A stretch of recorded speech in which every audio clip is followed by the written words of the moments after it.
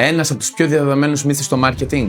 Αν κάτι είναι καλό, πουλιέται μόνο του. Ωραίο σαν ιδέα, δεν λέω. Στην πράξη όμως δεν ισχύει καθόλου. Γιατί ξέρεις ποιο είναι το βασικό πρόβλημα? Ότι ο κόσμος δεν ξέρει καν ότι υπάρχεις. Μπορεί να έχεις το καλύτερο προϊόν, την πιο χρήσιμη υπηρεσία, την καλύτερη λύση. Εάν δεν το δει, δεν θα το αγοράσει ποτέ. Και εγώ, ως καταναλωτής, πιο εύκολα εμπιστεύομαι κάτι το οποίο μου είναι οικείο. Η διαφήμιση δεν είναι πολυτέλεια. Είναι ο τρόπος να μπει στο παιχνίδι. Γιατί δεν είσαι μόνος σου. Υπάρχουν και άλλοι παίκτες που κάνουν σχεδόν ή ακόμα και ακριβώς το ίδιο με εσένα. Και εκεί δεν κερδίζει απαραίτητα ο καλύτερος. Κερδίζει αυτός που πείθει καλύτερα. Δες για παράδειγμα την Coca-Cola. Δεν είναι το πρώτο πράγμα που σου έρχεται στο μυαλό σαν αναψυκτικό, επειδή είναι απλά καλή. Έγινε γιατί φρόντισε να τη βλέπεις παντού. Αν δεν το έκανε εκείνη, κάποιος άλλος το έκανε πριν από αυτή. Στην Delta Group το βλέπουμε καθημερινά. Το καλό προϊόν είναι πάντα μια σωστή αρχή, όχι το τέλος. Οπότε δεν αρκεί να είσαι απλά καλός. Πρέπει και να φαίνεσαι. Έτσι δεν είναι?